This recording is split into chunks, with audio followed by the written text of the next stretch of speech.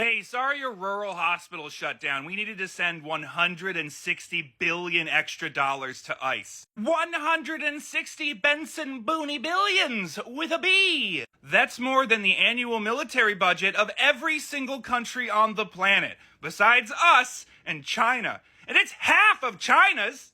Now, typically in a bit, you'd leave the funniest part for last. That has the highest escalation, but the U.S. is a silly place full of morons, so it's actually only like a fifth, maybe a sixth of our military budget. But it is triple the Marine Corps. You're telling me we need more ICE agents than Marines? Hey, you think when they're done kicking out all the people with too many vowels in their last names, they'll just hang up their hat? Mission accomplished. You guys can have the other 50 billion back. Pay no attention to the fact that the president said into a camera that he plans to get rid of citizens next, and that he directed the DOJ to start denaturalizing people. Just those pesky immigrants that the son and grandson and husband of immigrants Donald Trump just needs to get rid of. The man who seems to think that political asylum is the same as insane asylum. There's a $50 billion to the border wall. Remember when Mexico was going to pay for that? What a quaint lie.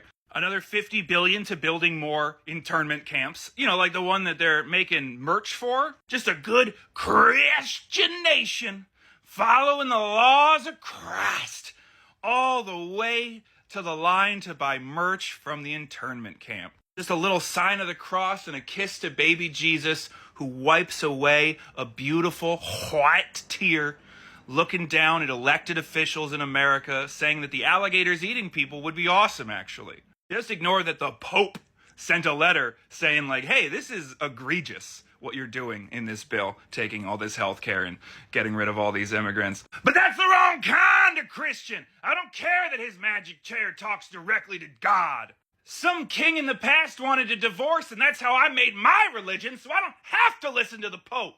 Or maybe my religion came to be during a schism in 1845 because half of us didn't accept slavery, and the ones who did stayed down here and created our own religion.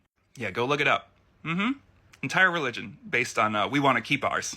States' rights! But it's okay to take all this money away from Medicaid to stop illegal immigrants who already couldn't access Medicaid from accessing Medicaid. Also, we can go find these dudes working for pennies on the dollar in the fields picking produce for Americans who can't be fucking bothered, so that we can kick them off to an internment camp selling merch, and then deport them to a country they're not from. For Christianity. For Jesus.